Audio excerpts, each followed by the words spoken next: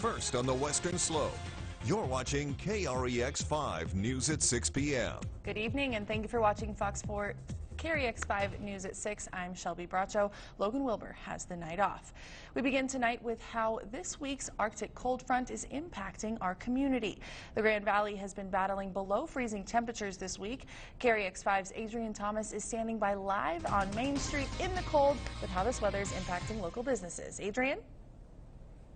Shelby, it sure does not feel like fall right now. I feel like we're in the middle of January and we're celebrating Halloween tomorrow. I came down to Main Street earlier this afternoon to see how local businesses may have been impacted by this week's Arctic cold front. Now, while it was a pretty slow morning to start, one business actually has seen quite a bit of activity. This manager tells me this Arctic cold front hitting the Grand Valley quickly has some scrambling to prepare for winter.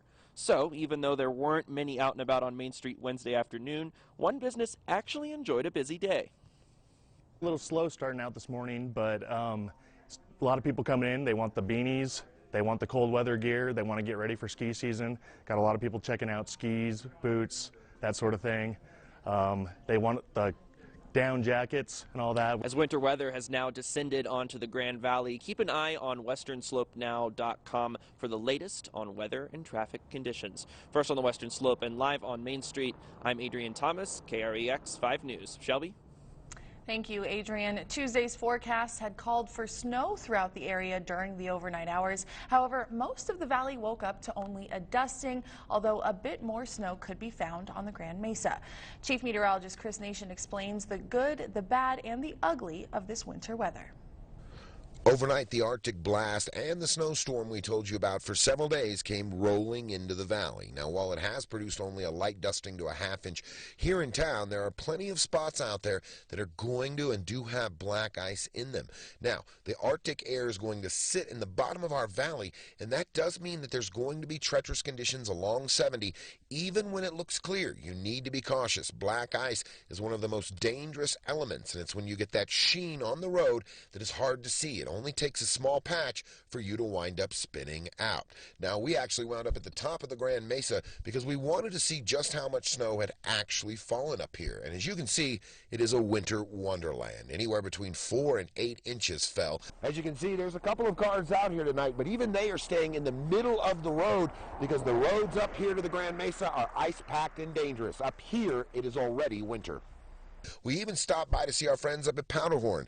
And you know what they were doing? They were making even more snow to get their runs ready to go as we move into the winter season. Again, that was Chief Meteorologist Chris Nation reporting. The next 24 hours will show the winter season is in full swing with high temperatures expected to remain below freezing until sometime Thursday afternoon. We'll have more on that after the break with meteorologist Star Harvey.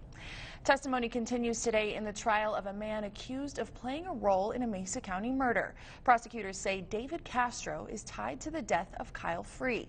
Among those taking the witness stand was a previously confidential informant now identified as Amanda Cunningham. She'd been acquainted with Castro for years and knew him to go by the nicknames Violence and Silencio Franco. She was with Castro and John Eddy, the alleged shooter, sometime after the murder. Castro was accidentally shot during the incident, and Cunningham testified that she tried to help remove the bullet. Cunningham said Castro was upset about what happened. She testified that Eddy was boasting and talked repeatedly about being a killer, but Castro barely spoke. In court today, Walker says 5 minutes after calling John Eddy to come help her with Kyle Free, Eddy and another man show up at her house. Now, despite previously under oath saying she believes David Castro was present for the murder, today she says she cannot identify David Castro as the second person who arrived at her house. Walker tells the court the second man wore a hood and bandana across his face, but Eddy tells her it was Castro. As to her relationship with Castro, she says she did not know David Castro until 9 days after the murder. Rebecca Walker went on to testify that Castro did not help clean up, did not dispose of the body, and never asked her for help in the aftermath of the killing. Among others testifying at the Mesa County Justice Center on Wednesday was a firearms specialist from CBI. He analyzed the 2 bullets found inside Kyle Free and a .22 caliber revolver from a separate John Eddy case. The specialist says the bullets could not have been fired from the revolver because the markings don't match up. During Rebecca Walker's testimony, she says John Eddy showed her the gun, which he says he used on the night of the killing, and it was a semi-automatic pistol. That gun at this time has not been presented as evidence in the trial. It's something most of us learn at an early age. Call 911 in case of emergency. Now, the federal government would like to do more to recognize the value in that by changing the status of those who answer that 911 call. KREX5's Adrian Thomas has more on how this may impact local emergency dispatchers. The 911 Saves Act could reclassify 911 dispatchers from office and administrative workers to first responders. This could impact dispatchers' access to important resources nationwide. So it's a reclassification. What that might bring in the future could be benefits such as additional support for mental awareness or maybe benefits for retirement benefits in the future, but that is not what it brings today. But Paula Creasy says dispatchers in Mesa County already have these benefits, even though Mesa County dispatchers are not classified as first responders. Our agency has been very good about providing those kinds of support mechanisms for our dispatchers today. So we're already experiencing those benefits. Mesa County Dispatch, housed at the Grand Junction Police Department, dispatches for 24 public safety agencies across the county. One dispatcher says it would mean the world to be reclassified as a first responder. It would mean everything to us. I think right now we're classified as secretarial. Our job is definitely not secretarial. We put in just as much work as all the other first responders. We're here day in and day out, and we work long hours. Like I said, we work nights, weekends, holidays. We're away from our families all the time. Amanda Fuoco says even though dispatchers are not physically on the scene, it still can be as emotionally taxing as a first responder's job. Even though we're not there in person, we do have vicarious trauma that we take on, and like an officer or a fire paramedic, they might have one call that they handle that really gets to them, but we take hundreds of calls a day, and each one of those stick with us. First on the Western Slope, Adrian Thomas, KREX 5 News. The 911 Saves Act has been passed by the House of Representatives and has moved to the Senate for further consideration. The temperatures may be chilly, but drivers will soon feel the heat on Colorado roadways. Starting Thursday, agencies across the state will come together for the latest Heat is On DUI enforcement campaign. CDOT and the Colorado State Patrol are joining forces with local law enforcement groups to conduct a Halloween DUI crackdown from October 31st through November 4th. Officials say last year's Halloween crackdown resulted in 378 arrests for driving under the influence and 24 people killed in alcohol-related crashes in Colorado last October.